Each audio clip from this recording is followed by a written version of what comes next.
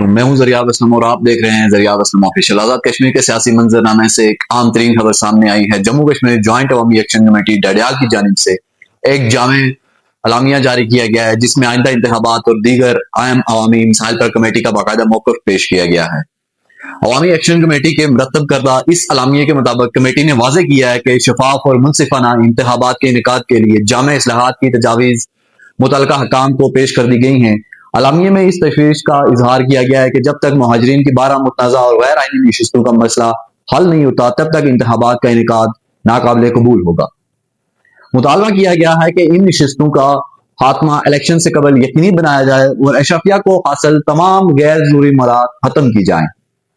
اس کے ساتھ ساتھ عوامی ایکشن کمیٹی کو باقاعدہ سٹیک ہولڈرز تسلیم کرنے اور ایک غیر جانبدار الیکشن کمیشن کے قیام پر بھی زور دیا گیا ہے۔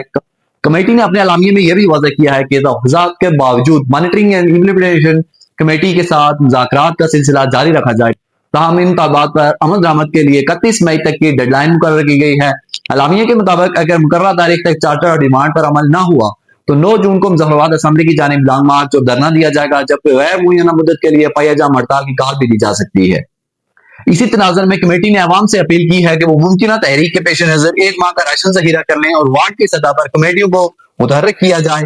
آخر میں اعلامیے کے ذریعے کور کمیٹی کے رکن شوکت نواز میر کے خلاف FIR اور نوٹس کے اجرا کی سخت مذمت کی گئی ہے اور ان پر لگائے گئے تمام الزامات کو بے بنیاد قرار دے کر مسترد کر دیا گیا ہے۔ یہ اعلامیہ کور کمیٹی ممبر خواجہ مہران نے ڈڈیال چوک میں سینکڑوں عوام کی موجودگی میں پیش کیا ہے۔